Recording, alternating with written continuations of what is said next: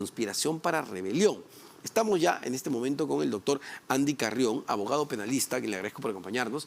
Doctor Carrión, y sobre este tema, que sí entiendo que hay un debate interesante de si corresponde o no correspondía detener al expresidente Pedro Castillo. ¿Cuál es su análisis al respecto? Primero, muchas gracias por la invitación, Omar. En efecto, existe un debate acerca de si correspondía o no detener al expresidente Pedro Castillo, y un debate que también se ha trasladado el día de hoy a los alcances propios del delito de rebelión y al delito de conspiración, puesto que existe un presupuesto del tipo penal que es el del alzamiento en armas. Y esa es la discusión que se ha dado el día de hoy, pero que el juez finalmente ya ha decidido validar esta hipótesis, al menos inicial, incriminatoria por parte de la Fiscalía. En este caso de la detención en específico del expresidente, lo que ha sucedido es de que los policías, como lo has referido hace un momento, aquellos que lo estaban dirigiendo a la Embajada de México, son ellos mismos que al recibir una orden por parte de sus superiores, decidieron, en base a la hipótesis de que estaría en cuasi flagrancia, es decir, un momento inmediatamente posterior a la comisión del delito, estarían en la potestad de detener al autor de este potencial delito, que sería nada menos que el expresidente, y es por ese motivo que lo detuvieron y lo llevaron a esta dependencia policial. Es importante, quizá mucha gente no entienda a qué denominamos flagrancia, estar en flagrancia. Esa denominación se da cuando una persona es encontrada en el momento mismo de la comisión del delito, ¿verdad? Es digamos, atrapar a la persona cuando está consumando ya el hecho delictivo. En este caso, también puede constituirse la flagrancia no solamente en el momento mismo de la comisión del delito, sino en un momento inmediato posterior, que podría alargarse hasta las 24 horas. Ajá. Es por eso que dio la posibilidad de que la policía lo pueda detener, entiendo yo que a la hora o 2 horas de haber dado este mensaje a la nación. Es decir, en esas 24 horas la policía puede detener al supuesto delincuente sin necesidad de una orden judicial ni de un pedido fiscal. En efecto, sin una orden judicial, pero existe la obligación de que solamente se le pueda detener por un plazo máximo de 48 horas posteriormente a ello, dar aviso a las autoridades correspondientes, y es por eso que inmediatamente se constituyeron a la dependencia policial nada menos que la fiscal de la Nación. Y también es por ese motivo que la fiscal de la Nación, inmediatamente de sucedidos los hechos, de manera posterior, ingresó al Poder Judicial un pedido de detención preliminar, porque el expresidente no podía estar detenido más allá de las 48 horas. De hecho, vencía el día de mañana, entiendo que a la 1 o 2, a la hora exacta en la que él ha sido detenido, y si es que no había ningún tipo de pedido de detención preliminar, simplemente debía dejarlo en libertad. Y es por eso que el día de hoy ya también de manera célere el juez de investigación preparatoria decidió amparar la solicitud de la Fiscalía de concederle una detención preliminar por 7 días, que es el plazo máximo que establece la ley. Ahora, doctor, ¿y esa flagrancia se da en base al mensaje del expresidente Castillo cuando anuncia el cierre del Congreso y la intervención de las instituciones, sobre todo de justicia del país? Entiendo, es decir, para la policía ya el presidente había cometido un delito, el expresidente había cometido un delito al anunciar esto. En efecto, ¿no? Para la policía y también para el propio juez supremo de investigación preparatoria. Claro. Eso lo recoge en su propia decisión al sostener de que la detención ha sido legítima. Y eso lo dice en el apartado final de la resolución, con lo cual ya los policías, quienes han detenido, quienes han dado la orden, no tienen que temer que exista algún tipo de medida en contra de ellos, porque al entender del juez sí ha habido una detención legítima. Pero acá, y conversaba más temprano con el exministro Félix Cher, el ministro de Justicia, y le preguntaba si para él correspondía o no correspondía esta detención. Él decía que jurídicamente no, porque lo que probablemente cometió el expresidente en el anuncio es una infracción a la Constitución, pero no un delito. Entonces, nuevamente ahí volvemos a este debate. ¿Cuál sería el delito que al anunciar el cierre del Congreso y la intervención de las instituciones, Pedro Castillo habría cometido? Existen ciertos problemas interpretativos respecto al alcance del tipo penal, Omar, sí. Porque se supone que si una persona detiene a otra en flagrancia es porque ha identificado previamente, al menos en cuanto a los hechos, un potencial delito. Sin embargo, este delito es un poco complejo de interpretar.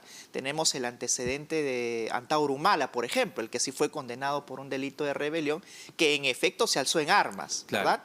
La rebelión, para entenderlo bien, para cometer un delito de rebelión necesariamente te tienes que levantar en armas. Eso es una exigencia propia del delito en sí, del alcance típico del delito que está recogido en el artículo 246. Querramos o no, eso está establecido ahí y es una exigencia. Es por ello que se discutió incluso en la audiencia el día de hoy por la mañana, tanto por parte de la Fiscalía como por parte de la defensa, si en efecto este mensaje a la nación podría calzar dentro del alzamiento en armas. ¿Pero puede calzar dentro de la conspiración? Exacto. Yo tengo ciertos problemas para reconocer de que en este caso sí en efecto ha habido un delito de rebelión. Desde mi perspectiva no hay un elemento fáctico que quizás pueda sostenerlo, pero no obstante sí podría configurar el delito de conspiración, porque el propio tipo penal, que es el artículo ya 249, resalta el hecho de que puede uno conspirar para cometer el delito de rebelión, en la que tienen que participar 2 o más personas. Y es una especie de como tentativa previa, ¿verdad?, de la comisión del delito de rebelión, en el entendido de que en efecto quizás no se ha levantado en armas, pero que sí ha desplegado una conducta tendiente a ello. ¿Y qué es lo interesante, lo que señala el juez Omar? El juez señala que en este caso, al ser él el presidente de la República y nada menos que el jefe supremo de las Fuerzas Armadas y de la Policía Nacional, este no era un simple mensaje a la nación, sino era una orden efectiva para que también los miembros de las Fuerzas Armadas puedan ir en contra del Estado Democrático de Derecho.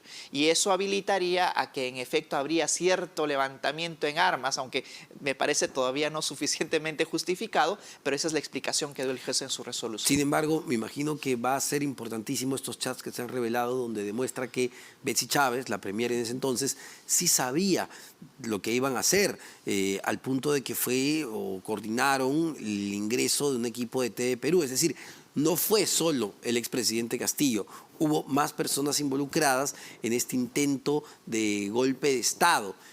¿Eso puede, digamos, darle sustento a la acusación de la fiscal?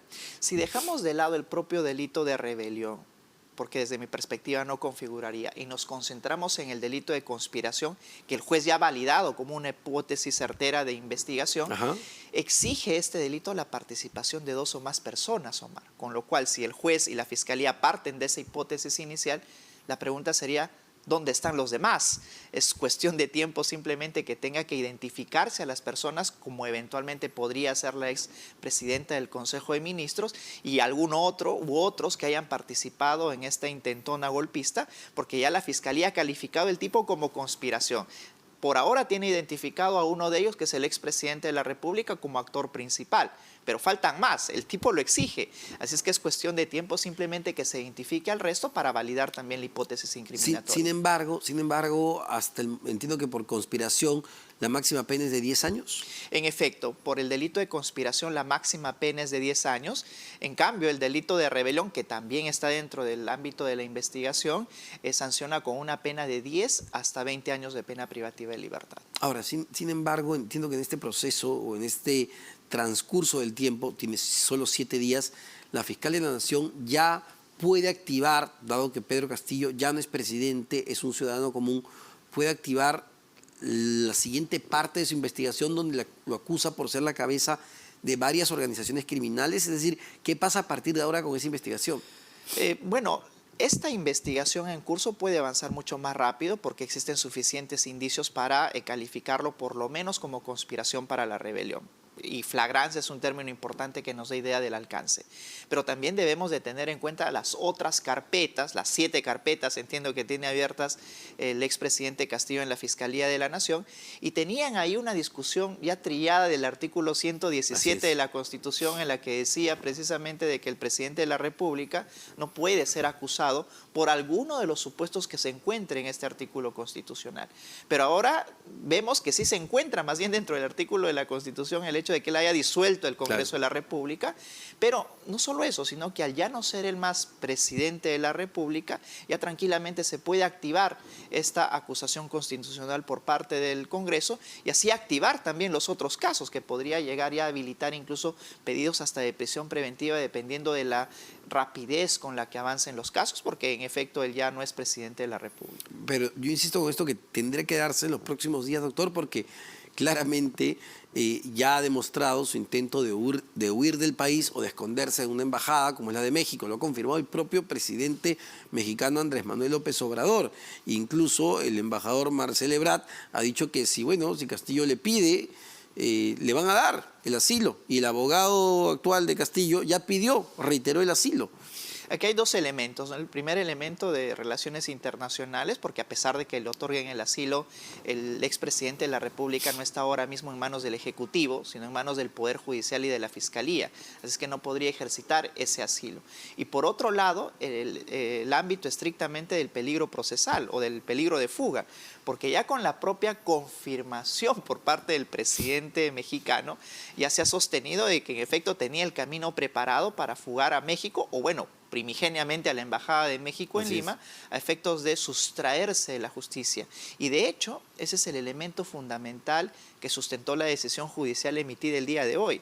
El juez sustentó, en base a los artículos periodísticos que había aportado la Fiscalía, de que era inminente la fuga del presidente de la República. Ya no era un efecto potencial, sino más bien era algo real, que existían los hechos de la posible fuga del expresidente Castillo y que por tanto aquí ameritaba imponer la detención preliminar por estos 7 días. Y si le ha dado la detención preliminar por 7 días, es probable que pidan la preventiva y se quede muchos meses más mientras afronta sus otras carpetas fiscales que entiendo son más graves porque son como parte de una organización criminal.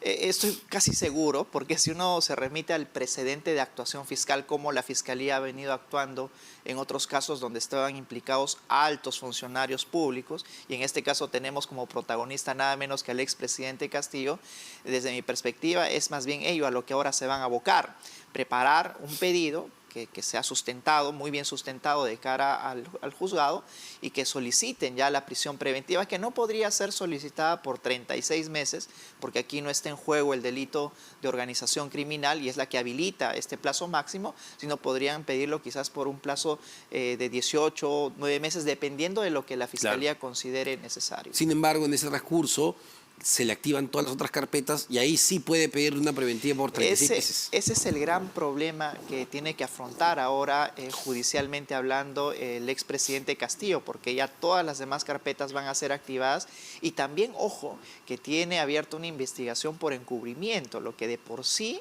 ya ameritaría un peligro dentro de las propias investigaciones que eventualmente sustentaría un periodo de prisión preventiva. Una cortita, ¿cuánto tiempo con todos, y usted conoce las carpetas fiscales, las más graves al menos, cabeza de organización criminal, cuánto tiempo podría pasar Pedro Castillo en prisión?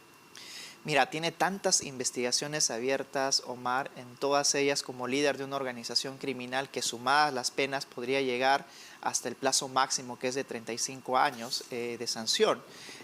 Más aún cuando debemos tener en cuenta que no solo es el delito de organización criminal, sino existen muchos otros delitos, tráfico de influencias, el delito de colusión y ahora sumado uno más que es el delito de rebelión y también de conspiración. 35 años de prisión se podría comer Pedro Castillo. Increíble, ¿eh? Debe estar haciendo una reevaluación de las últimas decisiones que tomó justamente en las Sobre últimas todo horas. la última, ¿no? Que es lo que ha desembocado en todo esto, Omar. Tremendo e increíble, francamente. Muchísimas gracias, doctor Andy Carrión, abogado penalista.